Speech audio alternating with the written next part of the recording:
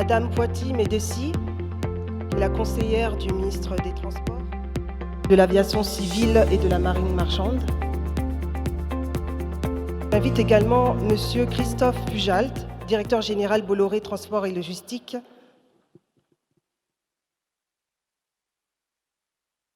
Monsieur Neil Moret-Mba, directeur général adjoint Afrijet. Et enfin, Monsieur Kenaka Jean-Claude, PDG de Okeli Business Transit. Merci de bien vouloir me rejoindre. Merci beaucoup. Vous conviendrez avec moi de l'importance du secteur du transport dans le développement d'un pays.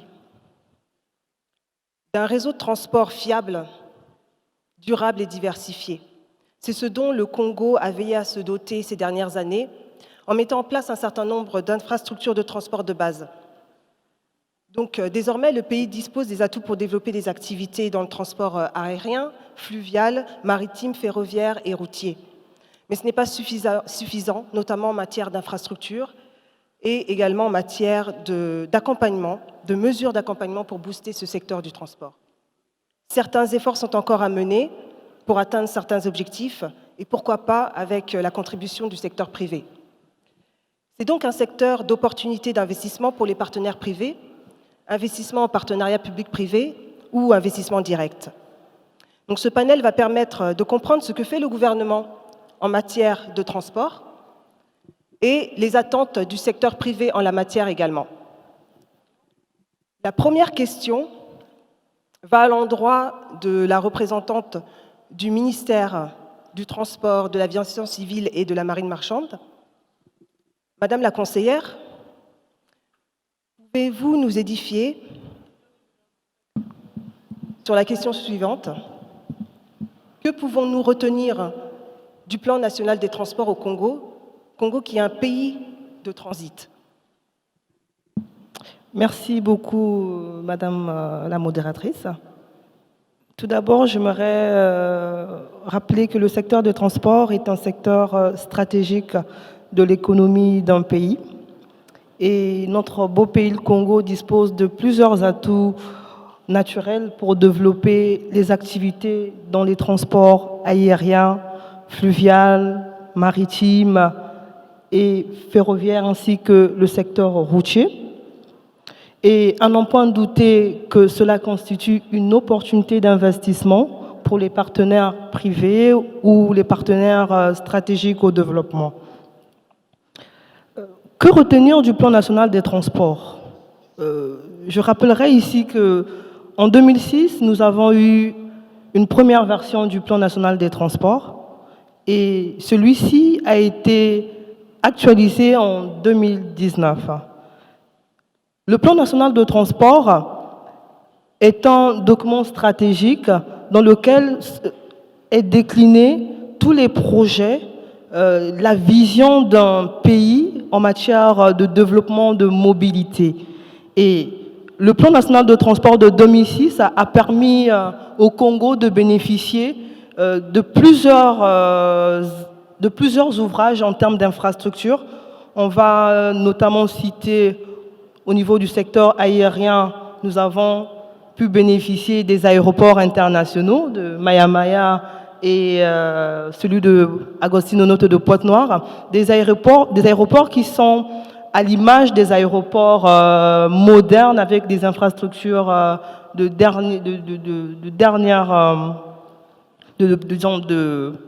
pointe. Nous avons aussi pu bénéficier des aéroports secondaires, des aérodromes, et au niveau de la zone septentrionale, nous avons eu à bénéficier de l'aéroport de Lombo. Tous ces ouvrages ont été réalisés dans le cadre de ce PNT de 2006. Et aussi au niveau du secteur maritime, on peut réellement observer le développement du port, le port autonome de Pointe-Noire, qui aujourd'hui est une référence au niveau de la sous-région. Aujourd'hui, le port a célébré son millionième conteneur et est en train de développer ses capacités en termes de tirant d'eau. Et en termes développement du secteur routier, nous avons bénéficié de la route RN1 qui relie Pointe-Noire à Brazzaville et la route RN2. Voilà des ouvrages qui sont la manifestation des projets qui étaient inscrits dans le PNT. Et aussi aujourd'hui, grâce à la réactualisation du PNT en 2019, on observe qu'il y a d'autres projets, surtout en termes routiers, qui ont vu le jour, mais qui sont encore en chantier. Il s'agit des axes routiers qui relient la route du Gabon, la route Congo-Cameroun avec Keta-Sembe, Soinké et Tam. Et nous avons aussi la route qui va ouvrir vers la frontière de Congo-Angola avec Ndjassi. Voilà des projets que nous pouvons retenir en termes de réalisation du PNT. Le Congo, pays de transit, c'est quoi d'abord? Pour qu'un pays soit un pays de transit, c'est lorsque la chaîne de transport multimodal joue effectivement son rôle. C'est quoi? C'est-à-dire qu'aujourd'hui, nous devons être capables de relier le littoral, le port, le chemin de fer et le fluvial. Parce que l'Hinterland, pour qu'il soit alimenté en termes de produits, de marchandises, il faudrait que toute cette chaîne soit dynamique. Et aujourd'hui, on remarque qu'il y a une faiblesse au niveau du chemin de fer, parce que le chemin de fer n'est plus le chemin de fer dans le temps que nous avons connu il y a 30 ans, voire 40 ans, parce que le chemin de fer était vraiment l'épine dorsale de notre économie. Et ce dernier connaît quelques difficultés qui empêchent que cette chaîne de transport multimodal soit évidemment dynamique. Donc pour que le Congo puisse retrouver vraiment ses lettres de noblesse et jouer son rôle de pays de transit, pour que les pays comme la Centrafrique, le Tchad, qui n'étaient pas ouverts, n'avaient pas une ouverture avec un littoral, mais qui bénéficient grâce au fluvial du transport des produits, grâce au port de Pointe-Noire et à la route, des routes que nous avons, les routes nationales, ils peuvent jouer un très grand rôle. Le Congo jouera un très grand rôle. Merci beaucoup. Merci beaucoup, Madame la conseillère. Merci de nous avoir brossé le plan national des transports du Congo et le début d'exécution de ce plan par le gouvernement. Je rebondis sur votre point sur le transport ferroviaire. Et je voudrais savoir comment le gouvernement entend relancer le transport ferroviaire. Je rebondis également sur la question du transport fluvial. Nous sommes un pays au centre de l'Afrique. Nous avons le fleuve Congo, qui est le deuxième fleuve le plus long d'Afrique. Comment est-ce que le gouvernement entend relancer ces modes de transport pour rendre tout le secteur de transport optimal? Merci.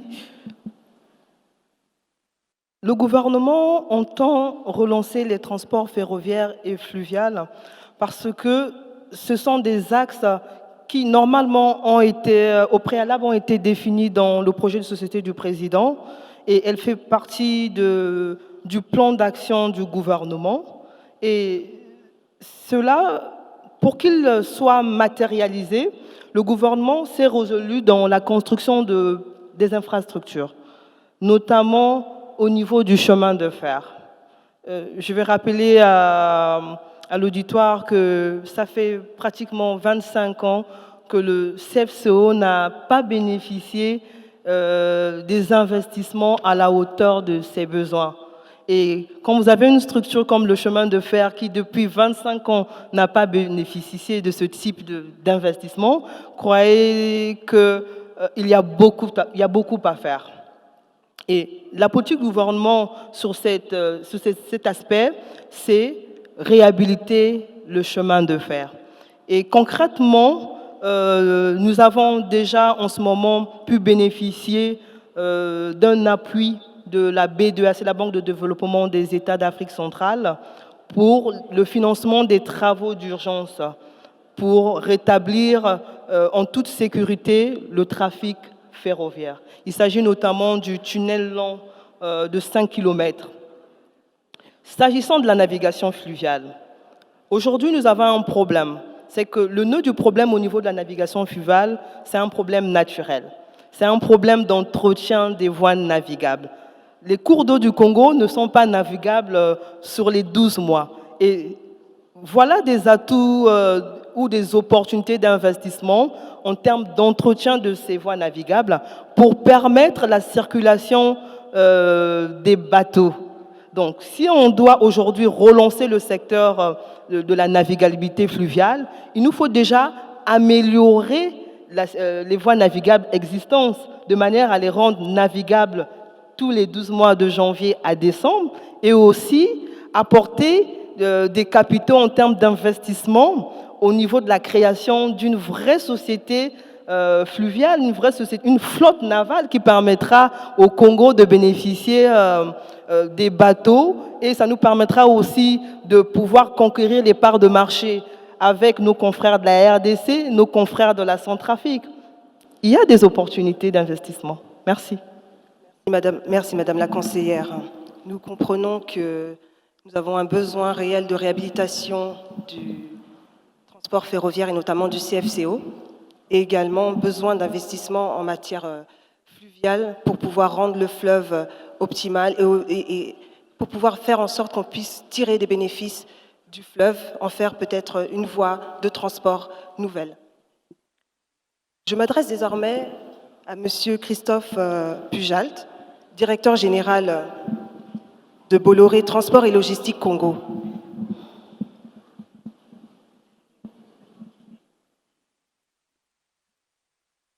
Je vais lui parler de Congo Terminal, qui est un partenariat public-privé emblématique pour le Congo, qui est l'un des premiers partenariats public-privé d'ailleurs au Congo, dans lequel le partenaire privé a pris le risque avec l'État de développer le port et toutes les activités autour du port.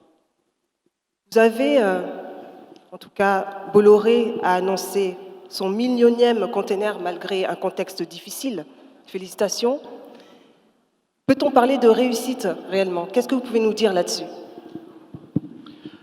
Je vais avoir du mal de ne pas vous parler de réussite quand vous prenez un terminal qui faisait moins de 200 000 TEUs en 2009 et qui en fait 1 million maintenant.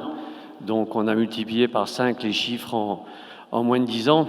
Mais pour revenir en arrière, je voudrais dire que le terminal, ça a fait l'objet d'un appel d'offres international en 2007 avec un résultat en 2009. Et cet appel d'offres, il naît d'abord d'une vision qui a été la vision du Congo de se porter comme hub et comme place de transit sur la façade maritime. Comprenez bien que le Congo, avec 5 millions de population, ne pouvait pas prétendre à aujourd'hui faire partie des plus grands ports d'Afrique, ce qui est le cas.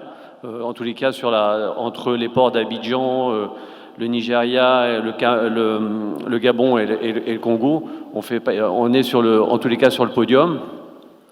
Donc le partenariat que l'on a fait avec l'État, c'est un partenariat public-privé, donc une délégation de services publics où l'État nous délègue les investissements sur le port. Nous avons investi 400 millions d'euros à ce jour dans le terminal. On a fait 1,5 km de quai. Et ce qu'il faut savoir, c'est que notre partenariat, donc il est d'abord pour alimenter les pays de la façade maritime, à savoir l'Angola, on descend même jusqu'à l'Afrique du Sud et on remonte sur le Cameroun, le Nigeria, le Gabon. Mais comme disait Madame la conseillère, on a aussi vocation à alimenter la sous-région, à savoir le bassin de population qu'on a en face de Brazzaville, qui est Kinshasa, avec 15 millions d'habitants, puis de remonter aussi sur la Centrafrique et d'autres pays, d'ouvrir d'autres corridors, parce qu'on a un corridor, par exemple, qui est naturel, qui se fait via le Cameroun sur le Tchad et la Centrafrique, On veut donner d'autres possibilités de corridors en passant par le corridor de Pointe-Noire et alimenter même Kinshasa pour éviter en fait le corridor de Matadi. Donc c'est vraiment une volonté de pays de transit et malheureusement, comme disait aussi Madame la conseillère, la force d'une chaîne, c'est la force de son maillon le plus faible. Et il faut qu'on insiste sur le CFCO qui est le garant de cette réussite. Voilà. Donc aujourd'hui, c'est une réussite incontestable, qui est née d'une vision du chef de l'État à l'époque et de l'administration et de la direction générale du port de Pointe-Noire, qui nous a en permanence servi et avec qui on a entretenu un dialogue permanent pour en arriver là où on est arrivé aujourd'hui. Voilà. Beaucoup, Monsieur le Directeur Général. En effet, une réussite pour le Congo, une réussite pour Bolloré. Nous en sommes très fiers. Ça a porté le Congo à un autre niveau, au niveau sous-régional et peut-être au-delà, avec la continuité de ce PPP. J'aimerais vous poser une question supplémentaire. De par votre expérience, quels sont les développements possibles dans le secteur du transport? Quelles améliorations le Congo pourrait faire pour favoriser les partenariats publics-privés ou l'investissement direct étranger, à votre avis? Le Congo a déjà pas mal de qualités. Le premier, c'est la stabilité. Quand vous voulez attirer des capitaux étrangers, il faut l'attirer par la stabilité du pays. Congo, pour ça, est un modèle dans la sous-région. Après, il faut, et vous avez ouvert ce forum par ce premier atelier, qui est le climat des affaires. Donc ça, c'est indéniable. Vous ne pourrez pas attirer des investisseurs si le climat des affaires n'est pas serein et si un investisseur n'est pas capable ou ne peut pas savoir qu'il aura... Vous savez, une concession, c'est long. Nous, par exemple, la concession de Congo Terminal, c'est 30 ans. En 30 ans, il se passe plein de choses.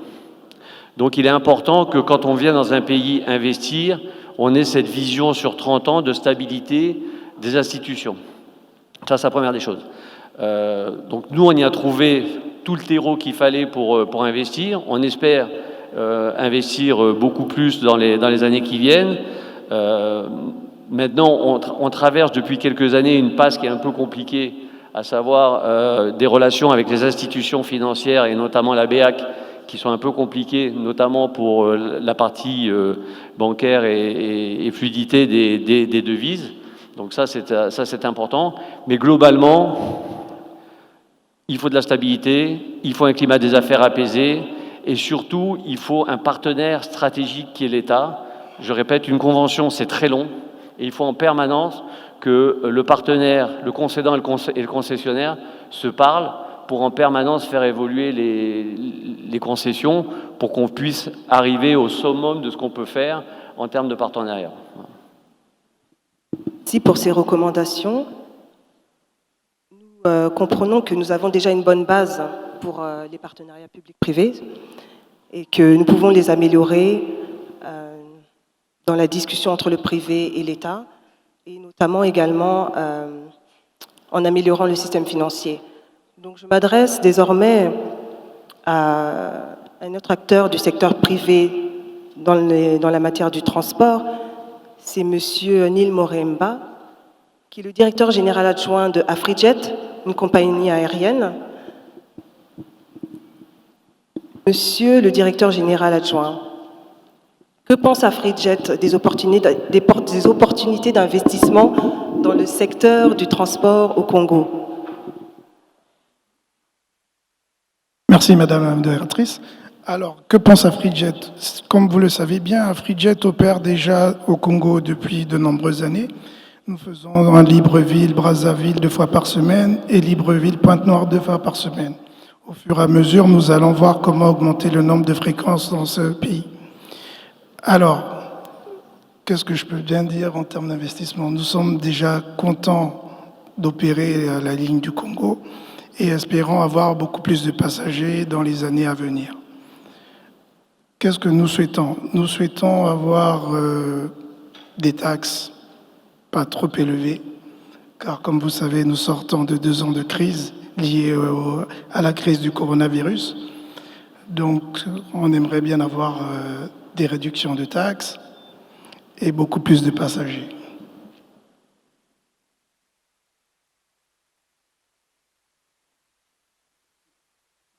Très bien, donc la partie fiscale, taxe est extrêmement importante pour AfriJet et notamment si vous partagez cette préoccupation, c'est que ça doit être également important pour un certain nombre d'acteurs du secteur privé dans les transports. Merci pour cette précision. Quelles expériences pour AfriJet dans le domaine des transports concrètement au Congo? Pouvez nous donner un peu l'expérience que vous avez eue au Congo dans votre propre domaine? Les challenges, à part la partie fiscale, mais les challenges, les réussites également. Je n'ai pas bien entendu, vous pouvez reprendre? Quelle est l'expérience d'AfriJet dans le domaine des transports au Congo? L'expérience? Oui, quelles expériences? Alors, quel challenge, quelle réussite? Alors, quelle expérience nous avons eue? L'expérience, déjà, c'était de pouvoir opérer ces lignes. Le but d'AfriJet, c'est de connecter la sous-région, car comme vous le savez, nous sommes la première compagnie CEMAC. Nous desservons le Congo, le Cameroun, la Guinée équatoriale, Sao Tomé, et maintenant nous venons d'ouvrir une ligne vers Cotonou. Donc nous, notre but, c'est d'emmener des passagers du Congo au Cameroun, du Congo au Bénin, du Congo en Guinée équatoriale, du Congo à Sao Tomé. Merci C'est notre beaucoup. principal challenge. Merci beaucoup, Monsieur le Directeur Général Adjoint. Désormais, passons à un secteur du transport particulier qui est le secteur du transit. Je m'adresse à Monsieur Kenaka Jean-Claude, Président Directeur Général de OBT, Okieli Business Transit. Monsieur Kenaka, quelles sont les attentes du secteur privé pour que le Congo demeure toujours un pays de transit?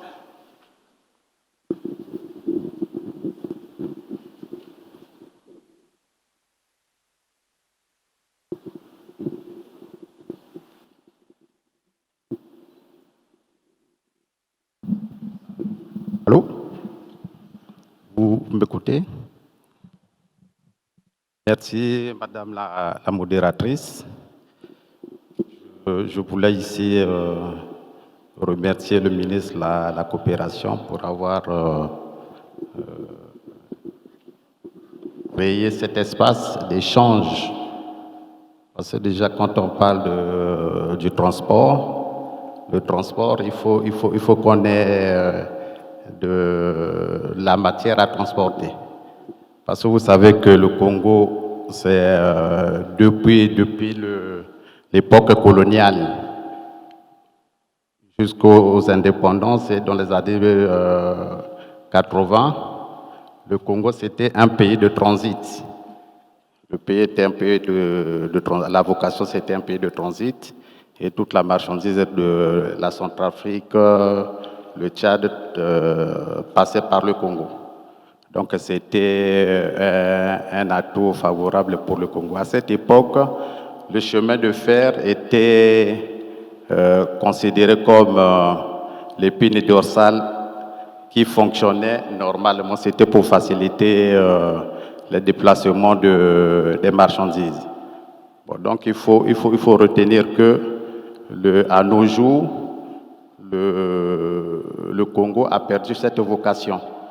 Mais maintenant, le but du forum, je crois que c'est de rechercher les solutions. Pourquoi nous avons perdu cette vocation-là de pays de transit?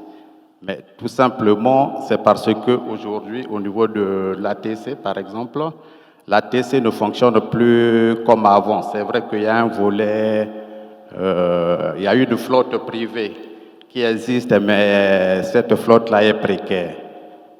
Bon, quant au CFCO, vous comptez que le CFCO en ce moment a beaucoup, bon, c'est vrai que c'est couplé. On a eu quand même la route, on a une route lourde qui fonctionne normalement, Mais malheureusement qu'au niveau du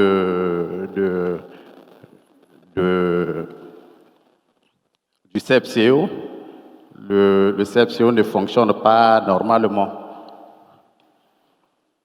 La question, c'est de se poser qu'est-ce qu'il faut faire pour retrouver cette vocation de transit. Il se trouve que nous avons des pays voisins comme le Cameroun. Ils ont mis en place des facilités.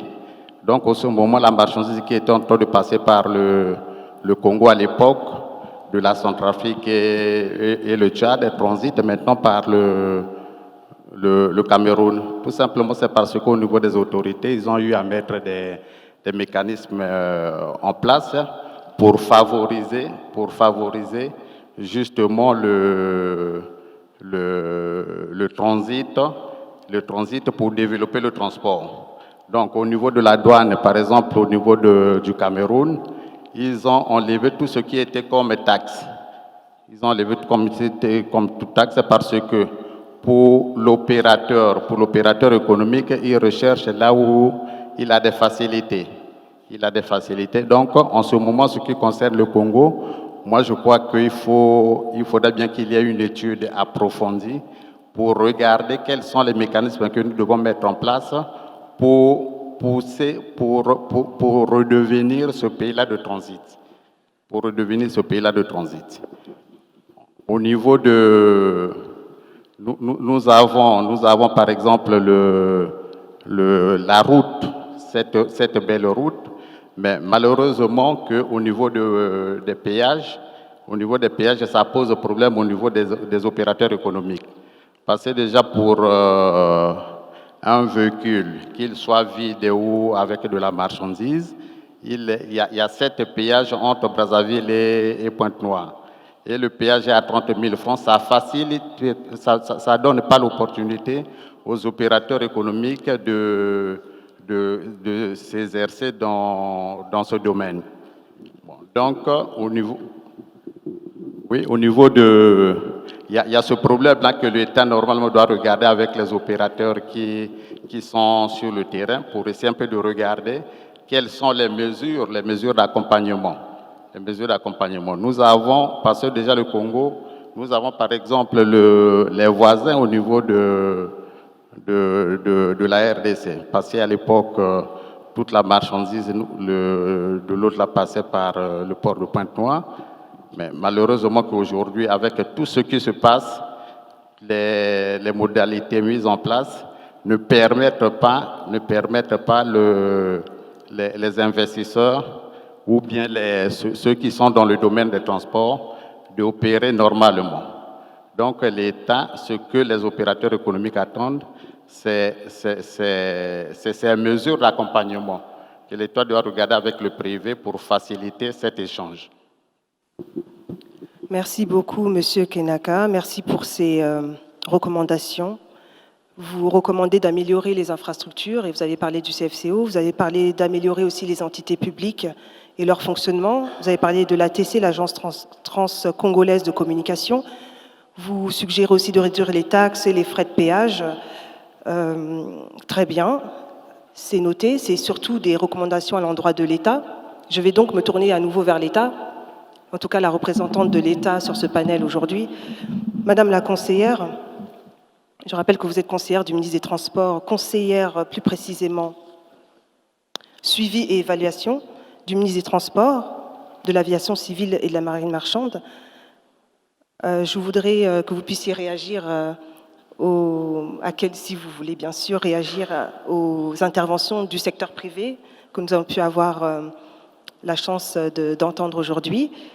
Et puis, en secondo, j'aimerais vous poser des questions sur le domaine de l'aviation.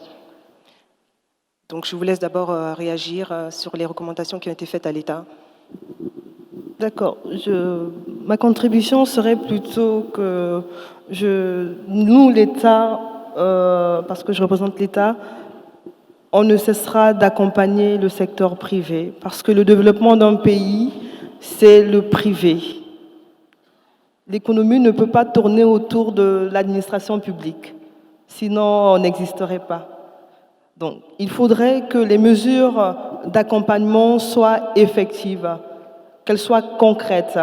Je reviens sur ce que monsieur, je pense, de Afrijet, c'est ça? Monsieur Kenaka parlait surtout sur la fiscalité. Au Cameroun, ils ont réussi à lever les barrières fiscales pour renforcer et améliorer le climat des affaires.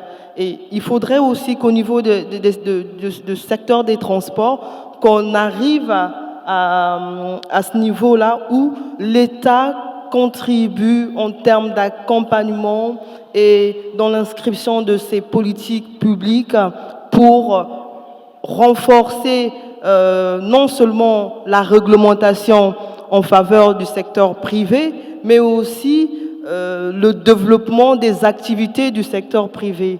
Et dans le secteur aérien, c'est le secteur où aujourd'hui nous avons des avancées en termes de partenariat public-privé. Il y a des sociétés dans le transport aérien qui ont vu le jour grâce à ce type de partenariat dans lequel l'État est en train de faire beaucoup d'actions pour pouvoir développer le secteur. Merci beaucoup, Madame la conseillère. Je passe désormais à mes questions sur le domaine de l'aviation. Tout simplement, je pense que beaucoup de personnes se posent la question aujourd'hui de savoir qu'en est-il du projet ECAIR? Qu'en est-il d'ECAIR, notre fleuron national? C'est vrai que ECAIR, c'est la mer à boire et aussi la patate chaude parce que c'était la référence, c'était l'image de notre pays. ECAIR faisait la fierté des Congolais. Tout le monde prenait ECAIR. Même à l'international, tout le monde prenait ECAIR. Et ce qui est triste, je dirais, c'est que nous avons connu, je parlerai de nous, parce que la faute, elle est commune, elle n'est pas individuelle. Nous n'avons pas su garder le niveau. Mais aujourd'hui, grâce aux efforts du gouvernement sur la réhabilitation de notre fleuron, il y a beaucoup d'avancées. Aujourd'hui, je peux dire que le Congo vient de signer avec la société Allégeance, en qualité de partenaire stratégique, un protocole d'accord suivi d'un pacte d'actionnaires. Et le partenaire est en train de s'atteler à relancer la société en termes de rapatriement des aéronefs, en termes de maintenance de ces aéronefs, et puis tous ces aéronefs qui sont à l'extérieur, ils doivent revenir, ils doivent rentrer, mais c'est beaucoup de travail, c'est beaucoup d'actions qu'il faut mener. Et il faut recycler ces équipages, il faut aussi revoir la question de certification, parce que dans le secteur aérien, la certification, elle n'est pas à durée illimitée, c'est des durées bien limitées, avec des conditions aux normes internationales qu'il faut respecter. Aujourd'hui, l'OACI, il faut respecter les conditions. Il y a toutes ces questions qui sont prises en compte pour pouvoir réellement relancer la société ECAIR. Mais il y a déjà des efforts qu'il faut féliciter. Merci beaucoup. Nous sommes ravis de ces bonnes nouvelles et nous nous préparons très prochainement à voler ECAIR à nouveau. Alors, une autre question en matière d'aviation. Qu'en est-il du projet du centre de maintenance des aéronefs? Il me semble que c'est un partenariat public-privé, vous pourrez me corriger si je me trompe. Effectivement, oui. Où est-ce qu'on en est dans le cadre de ce projet qui a déjà été mis en place il y a quelques années? Le centre de maintenance des aéronefs, c'est un projet entre deux États, entre le Congo et la République chinoise. Et ce centre vise à doter le transport aérien d'un centre de maintenance des aéronefs, pas seulement au Congo, mais aussi au niveau de la sous-région. Ce sera le premier centre de maintenance des aéronefs au niveau de la sous-région, parce que l'impact recherché ici, c'est réduire les coûts de maintenance des aéronefs au niveau de la sous-région. Et en termes de retombées économiques, nous observerons de la création de nouveaux types d'emplois dans le secteur aérien et aussi en termes de gains et de recettes, on n'aura pas que les aéronefs congolais, mais on aura aussi ceux de la sous-région. Et vous pourrez automatiquement apprécier l'attractivité du Congo. Parce qu'aujourd'hui, demain, le Congo sera la référence où on aura, lorsqu'on veut réparer des avions ou des Boeing, on n'ira pas dans un pays européen. Les pays africains, de la sous-région, rien que l'Afrique centrale, ils viendront au Congo. Donc ça sera un moyen de rendre attractif le Congo à travers ce projet. Et aujourd'hui, nous avons déjà, avec l'ambassade de Chine, signé un contrat pour pouvoir commencer bientôt la construction du hangar qui va regrouper tous ces aéronefs. Très bien, merci beaucoup, Madame la conseillère. Je repars vers Monsieur Christophe Pujol, directeur régional Bolloré Transport Logistique. Il y a eu quelques avancées au niveau de Bolloré, des avancées structurelles, notamment son rachat par MSC. Est-ce que ce rachat signe la fin des développements annoncés par l'entreprise? Quelles sont les conséquences de ce rachat, Monsieur le directeur général? Déjà, il faut savoir que le rachat n'est pas effectif. Il sera effectif, on espère, avant... MSC espère, pardon, avant le premier trimestre 2023, c'est-à-dire après avoir levé tout un tas de clauses anticoncurrentielles avec certains États. Et donc, si tout se passe normalement, c'est un rachat qui devrait se faire d'ici 2023. On parle bien de la holding du groupe Bolloré qui détient tous les actifs en Afrique, au Timor, en Haïti et sur le port de Tuticorin en Inde, plus les 2 concessions de chemin de fer que nous avons au Cameroun et en Côte d'Ivoire. Comme vous le savez, dans le domaine des armateurs, il y aura un avant et un après Covid. Avant le Covid, vous aviez des taux de fret qui, de Chine pour arriver au Congo, un conteneur 20 pieds, vous le payiez $2 000. Après le Covid, $12 000. Donc les taux de fret ont été multipliés par 6 et la puissance des armateurs a été décuplée. Un armateur en 2021 affiche des résultats supérieurs aux compagnies pétrolières. Donc, et il y a eu une concentration des armateurs qui est phénoménale. On est passé de les 10 premiers maintenant armateurs, vous avez les 3 premiers qui sont sur le podium, le 4e est très loin. Donc il y a une concentration des armateurs et une puissance financière des armateurs qui est colossale. Suite à ça, les armateurs se sont développés dans tous les domaines. Ils ont racheté des compagnies aériennes, MSC a racheté Alitalia, CMA-CGM rentre au capital d'Air France, Maersk a acheté des ports aux États-Unis, donc c'est colossal. Et aujourd'hui, la course, j'allais dire, pour posséder les différentes concessions portuaires et tout ça, mérite que la puissance financière des sociétés soit largement supérieure à ce que Bolloré, aujourd'hui, peut avoir, bien que Bolloré se porte très bien, mais je crois que la vision de notre président, elle est la meilleure, c'est de vendre à l'instant où il faut le faire. Donc, je pense que ça peut se faire.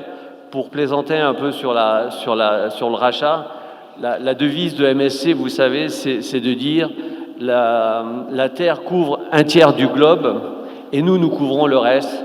Je crois que MSC a décidé d'attaquer le dernier tiers et donc d'attaquer à la Terre pour justement faire ce qu'on appelle du bout en bout, utiliser les corridors, développer les corridors, faire en sorte que quelqu'un ait une seule personne à s'adresser si son conteneur part de Chine pour arriver au Congo. Voilà.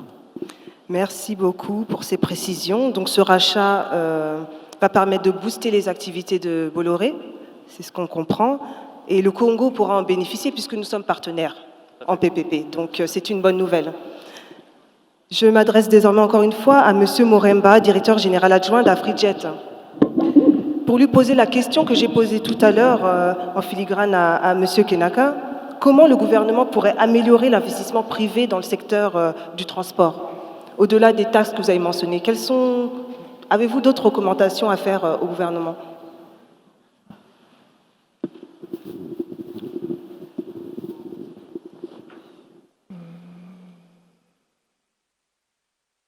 Je pense que l'essentiel se trouve dans l'attractivité du transport.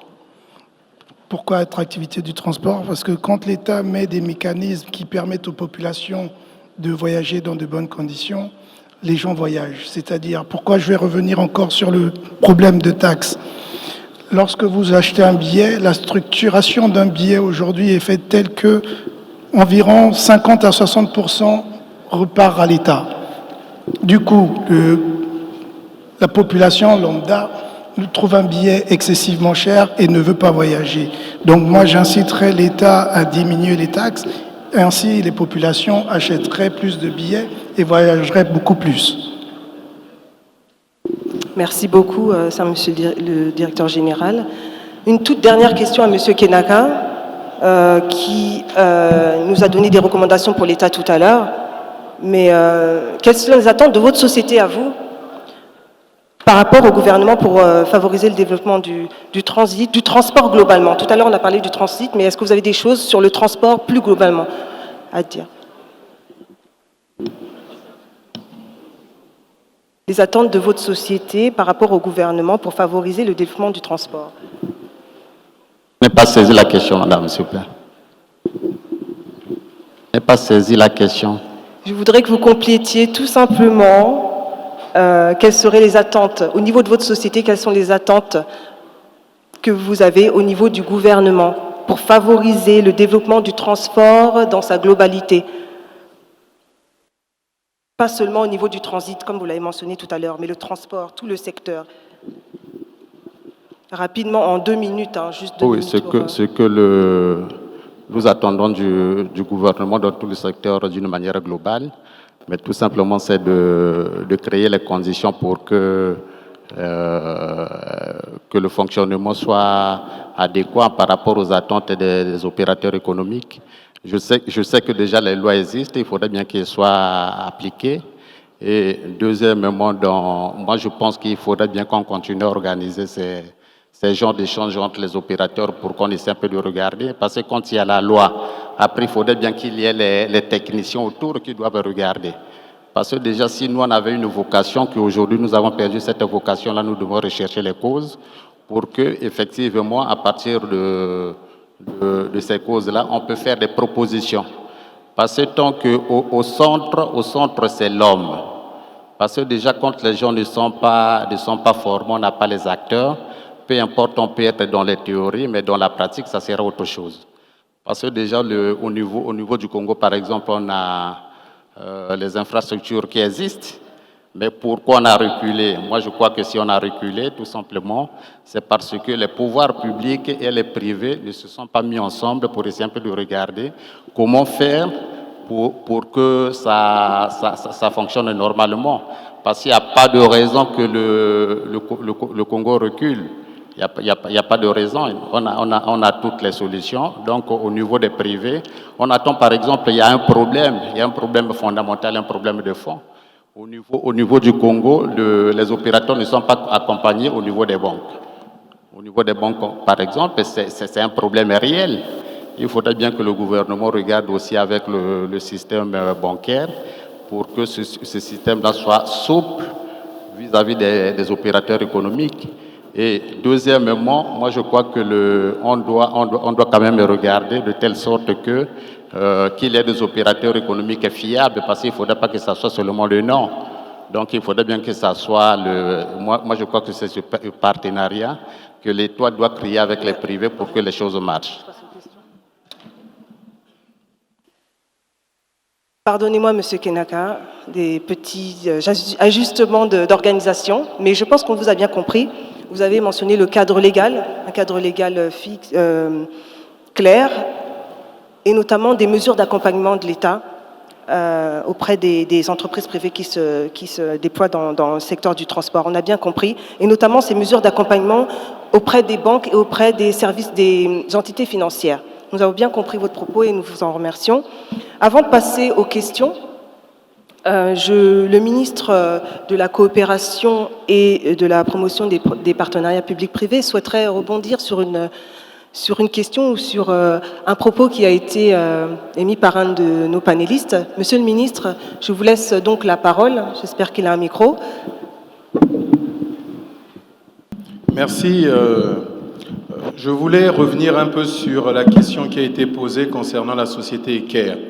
Bon, je pense que lorsque nous organisons un forum et que des membres du gouvernement sont présents dans la salle, nous devons donner l'information exacte et précise à nos concitoyens sur un dossier qui est suivi par le gouvernement.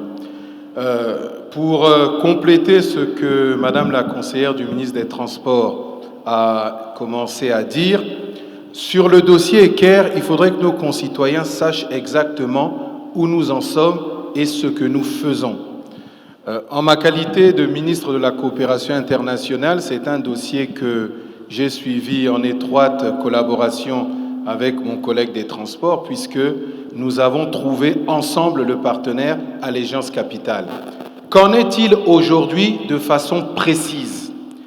Nous avons pris deux types d'obligations. L'État s'est engagé à prendre en charge, via la CCA, la dette sociale que nous devons régler, puisque ces obligations sont contenues aujourd'hui dans le pacte d'actionnaires qui a été signé par le nouveau conseil d'administration. Donc l'État s'est engagé à travers la CCA à payer la dette sociale, nous devons payer la dette bancaire d'Equerre qui est identifiée, et nous devons également payer la dette de l'État auprès d'un organisme qui s'appelle le CTA, c'est le certificat de transport aérien, qui permettra à Equerre, une fois cette dette apurée, de pouvoir revoler. De son côté, le partenaire s'est engagé à financer tous les investissements sur les 4 appareils d'Equerre qui aujourd'hui sont au sol, c'est-à-dire la remise en état, payer les assurances et faire tous les checks aviation pour permettre à la compagnie de disposer de sa flotte. Mais le partenaire ne s'arrête pas là dans le cadre de la convention que nous avons signée. Le partenaire s'engage à continuer les investissements pour développer une flotte pour le cargo et il va également développer une flotte pour l'aviation d'affaires. Donc en réalité, les investissements de l'État ne se limitent qu'au passif qui est déjà identifié, mais le partenaire que nous avons identifié et avec lequel nous avons signé va poursuivre toute la phase d'investissement. Ensuite, je voulais également revenir très rapidement sur la situation avec Bolloré dans le cadre du contrat de concession, qui est un partenariat public-privé aussi, je tiens à le souligner, parce qu'en réalité, la cession dont on parle au niveau de Bolloré, ce n'est pas le contrat de concession qui est cédé. Il s'agit de la cession des actions du groupe Bolloré. Cela revient à dire que le contrat de concession qui existe aujourd'hui entre Congo Terminal, Bolloré et l'État va être poursuivi. Il n'est pas cédé, mais il sera simplement transféré au nouvel acquéreur du groupe Bolloré et l'État. Ce qui veut dire que le contrat de concession, je veux que ce point-là soit bien acté, le contrat de concession va se poursuivre. Voilà, Madame, les précisions que je voulais donner à nos concitoyens qui nous écoutent pour qu'ils aient une information précise. Merci.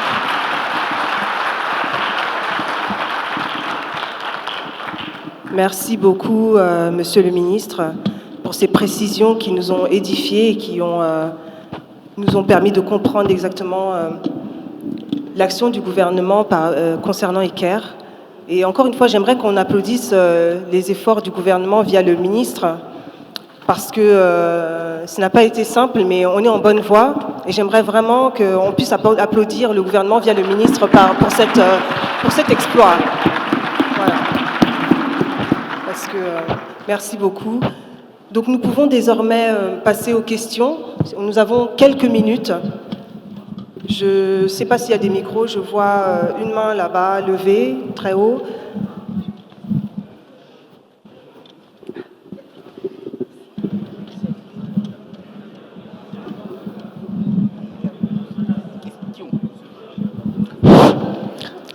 Merci beaucoup pour la parole. J'ai 3 petites questions. Je suis Pierre-Vincent Bissekembe du cabinet des lois. Une seule question, monsieur. Vous pouvez regrouper votre question en une, si c'est possible. Ok. S'il vous plaît, monsieur. Ben, la principale serait celle de savoir quelles sont les leçons tirées des différents partenariats conclus les 10 dernières années, parmi lesquels Congo Terminal, les aéroports de Brazzaville, les péages, Eco-Oil. Quelles sont les conclusions tirées pour que, après la naissance du ministère, l'on puisse avoir des perspectives rassurantes? Je vous remercie. Les leçons tirées.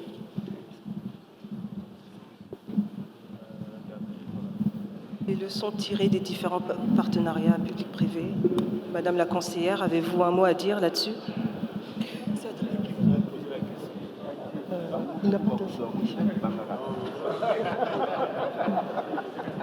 Je me permets de répondre à cette question. Quelles sont les conclusions ou leçons tirées des différents partenariats conclus les 10 dernières années? Ça dépend. D'abord, on se pose la question de savoir, est-ce que nous avons atteint les résultats? Si les résultats ils sont positifs, on ne peut qu'applaudir. Mais si les résultats ils sont négatifs, on corrige. Maintenant, nous sommes en train d'évoluer vers un nouveau type de partenariat public-privé où les choses sont clairement définies, où on connaît les responsabilités de chaque acteur. Je pense que lorsqu'on adhère à ce type de partenariat public-privé, on sait ce à quoi s'attendre. L'État définit au préalable les objectifs qu'il souhaiterait que le partenaire avec qui il conclut un contrat puisse réaliser. Et je pense que nous devons plutôt faire évoluer les nouveaux types de contrats que nous allons conclure à l'avenir vers des objectifs qui doivent être clairement définis. Nous devons définir au préalable les attentes que nous voulons à ces futurs partenaires.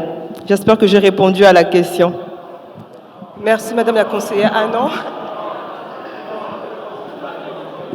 Monsieur, devant, on va prendre votre question. Il y a une main. Il y a trop de...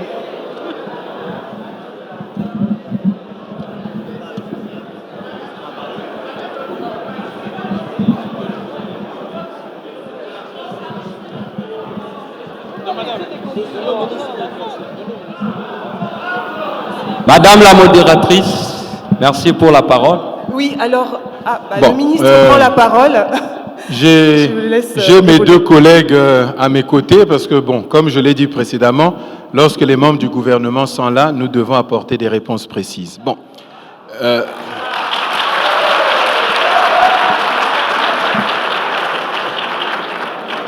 Je pense qu'on ne fait pas de bilan à mi-parcours. Il y a un mandat qui est en cours, il y a un programme national de développement qui est en cours, et en tant que membre du gouvernement, ce que nous pouvons dire aujourd'hui, c'est qu'il y a des partenariats qui ont été conclus, qui sont en pleine exécution. Nous sommes en train d'examiner les nouveaux partenariats que nous allons initier et conclure dans les prochaines semaines ou dans les prochains mois. Et je pense qu'il faut qu'on se donne le temps de l'exécution, de la mise en œuvre du plan national de développement dans le cadre du mandat actuel du président de la République. Et à l'issue de ce mandat, je pense que nous pourrons faire le bilan des partenariats qui ont été initiés pendant le mandat et même des partenariats initiés antérieurement, parce qu'en réalité, ils auront produit leurs effets sûrement à la fin du mandat.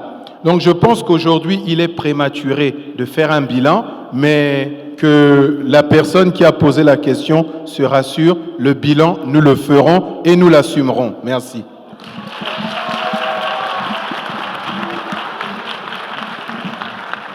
Cette fois-ci, je pense que la réponse, nous l'avons. Comment ça, non? Merci pour la parole, Madame la modératrice. Je suis là.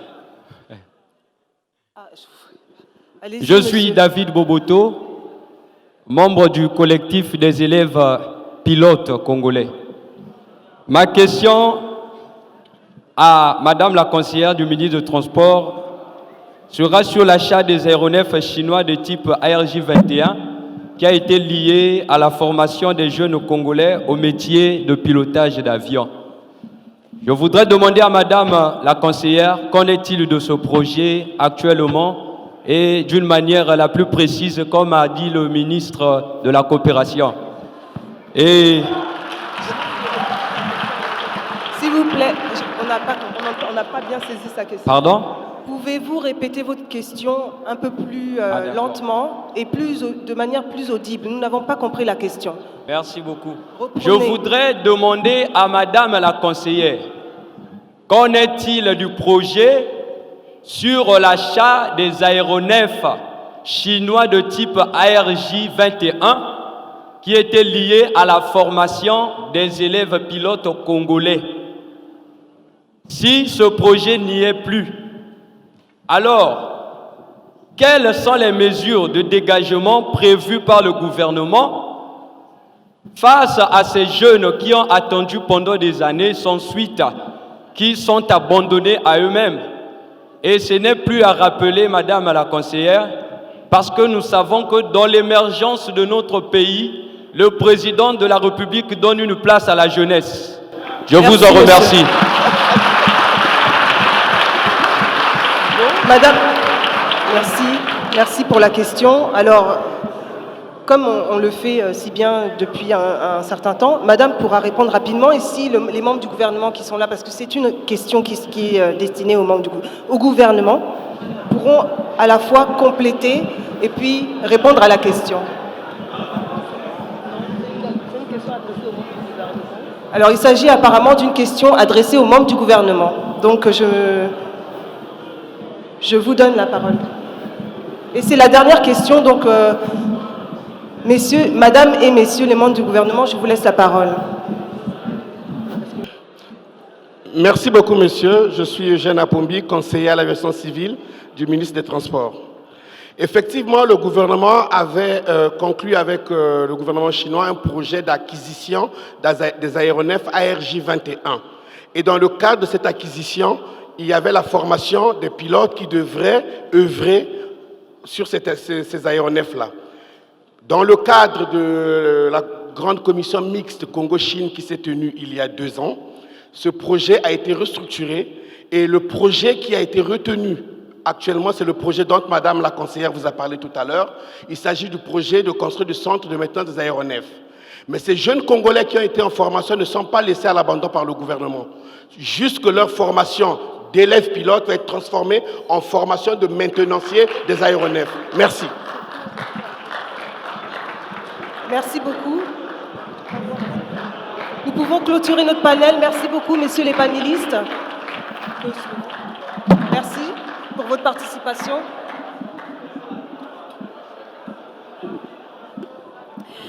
Mesdames et messieurs, on applaudit encore une fois pour ce panel qui était très dynamique. C'est très bien, bravo.